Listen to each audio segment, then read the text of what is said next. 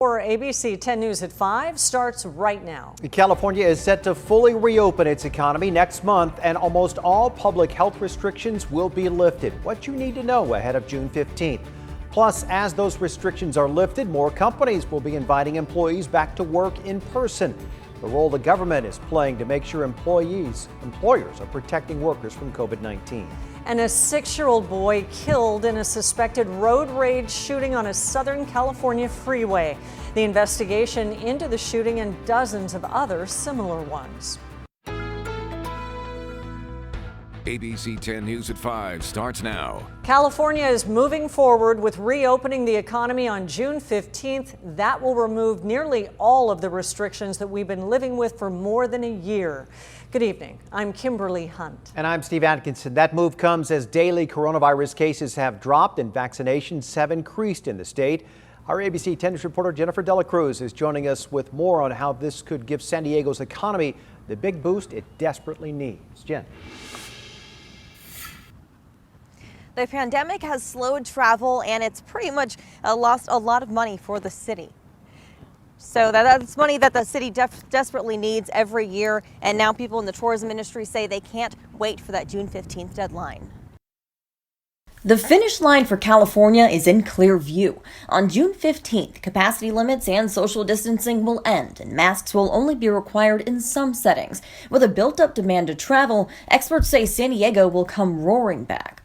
I am expecting a very, very big response from tourists right now. Hotel owner Bob Rauch says they don't expect corporate travel to return until the fall, but the state's reopening deadline is coming at the perfect time for travel.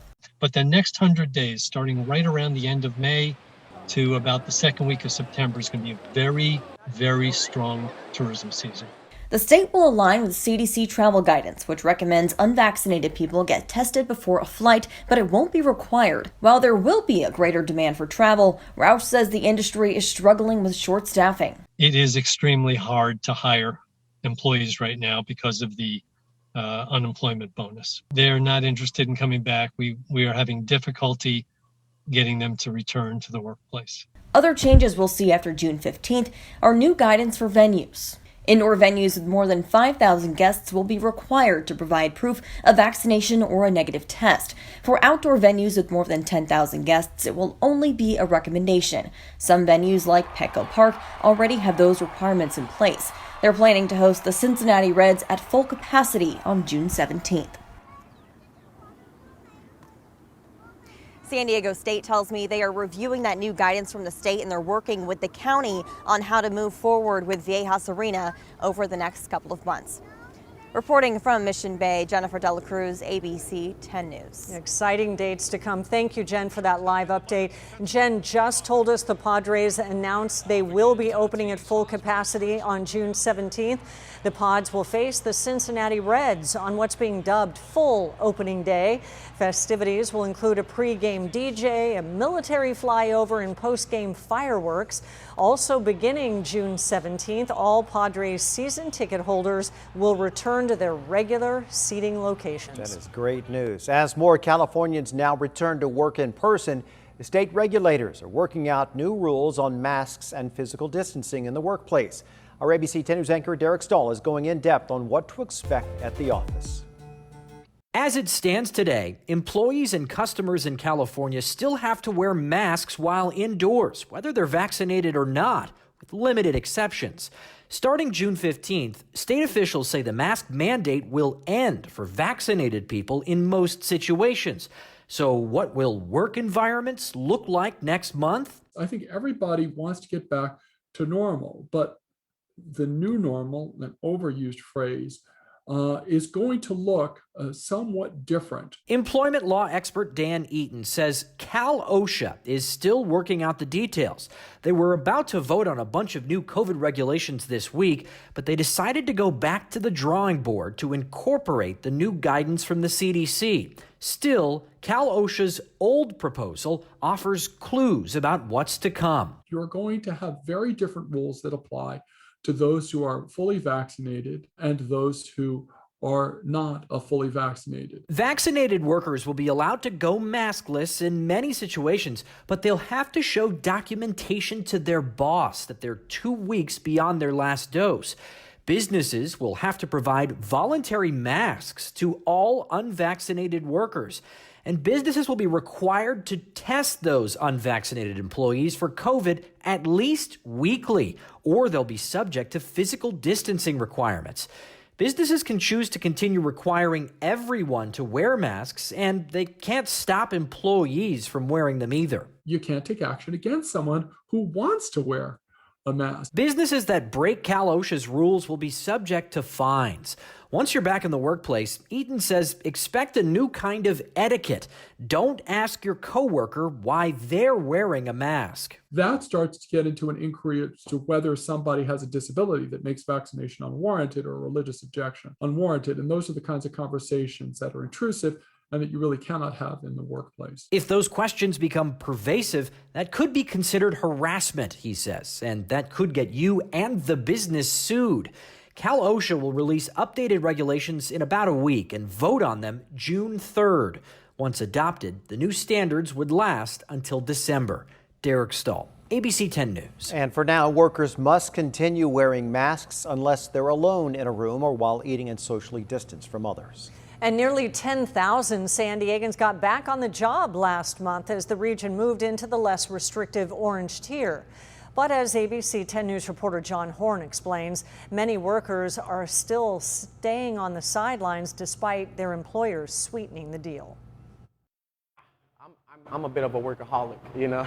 When Adan Montano got the call to come back to work at City Tacos, he jumped at the chance. Being under that lockdown really made me appreciate even more, you know, that human-to-human interaction. Montano's the GM at the chain's new location, steps from Petco Park.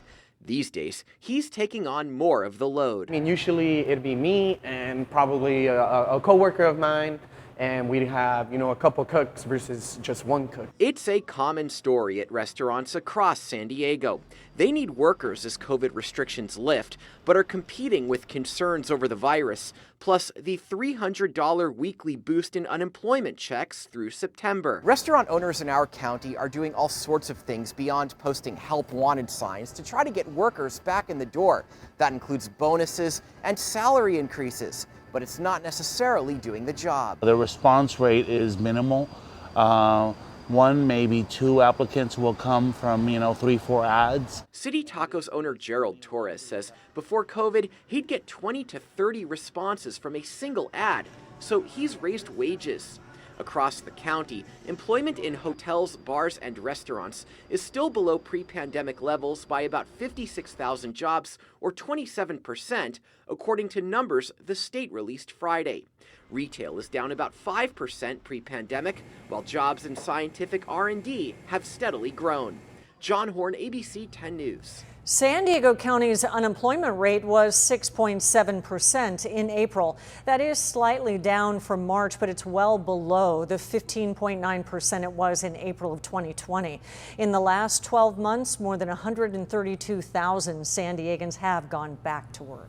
In other news, crews worked quickly to stop a brush fire that burned dangerously close to a few homes in Lakeside. That blaze started around 11:30 this morning on the eastbound 8 at Greenfield. One neighbor told us that he rushed home after hearing the wind pushing the fire towards his property.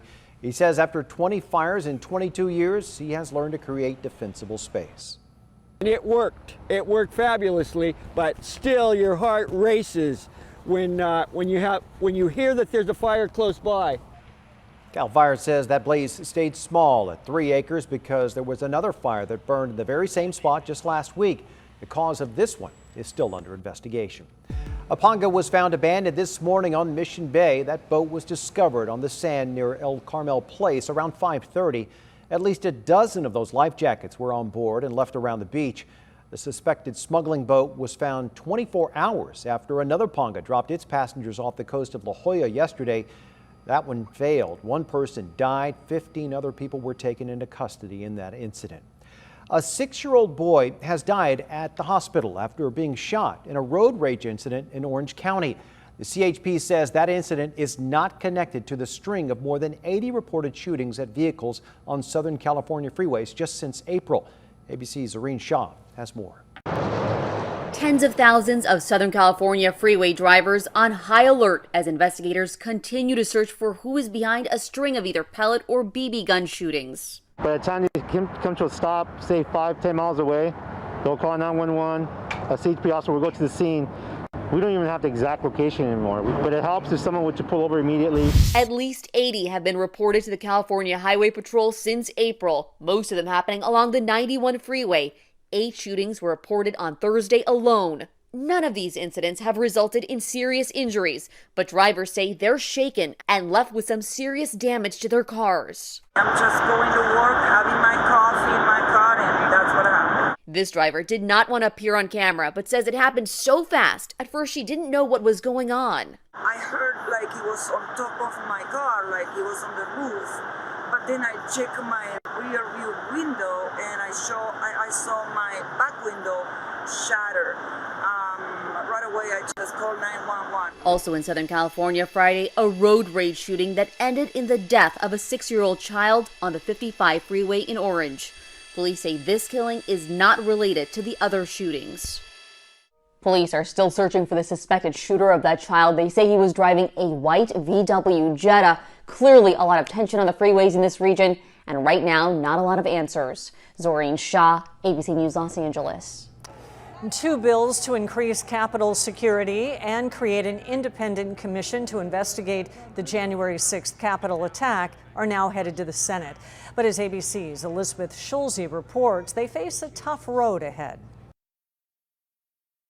Just a few months after a violent mob stormed the nation's capital in an attack that left 5 people, including a Capitol police officer, dead, the prospect of a bipartisan independent commission to investigate the insurrection appears to be dimming. The bill is passed. 35 House Republicans joined Democrats to pass a bill to create the commission. But in the latest sign of former President Trump's continued grip on the party, the majority of House GOP members opposed it, including Minority Leader Kevin McCarthy, who spoke with Trump during the attack, angrily urging him to call off his supporters. But McCarthy dismissed a question about whether he was willing to testify about the details of the conversation. Would you be willing to testify about your conversation with Donald Trump on January 6th if you were asked by an outside commission? Sure. Next question. Republicans like McCarthy point to ongoing congressional probes and a sweeping DOJ investigation that has already netted more than 400 rioters. Every House Republican also voted Thursday against a $1.9 billion funding bill to improve Capitol security, including retractable fencing and money to reimburse the National Guard for costs incurred during the insurrection. The bill is passed. The legislation passed by just 1 vote amid opposition from progressive Democrats who are against giving more money to police departments. Both bills now need 60 votes to pass the Senate, a tall order requiring the support of at least 10 Republicans. All I say is to my Republican friends, and I do have them, take back your party. Now, the Capitol Police Union says 70 officers have resigned since January 6th as morale remains low. The union said in a statement that the single greatest reason that no members of Congress were killed during the insurrection is because officers stood between them and the attackers. Elizabeth Schulze, ABC News, Washington. The streets of Chicago are flooded with protesters condemning what they call the latest Israeli brutalization of Palestinians. This comes one day after Israel and Hamas agreed on a ceasefire, ending that 11-day conflict. The fighting brought widespread destruction to the Gaza Strip and killed at least 230 Palestinians. President Biden touted the ceasefire yesterday. He said the Palestinians and Israelis both deserve to live safely and securely.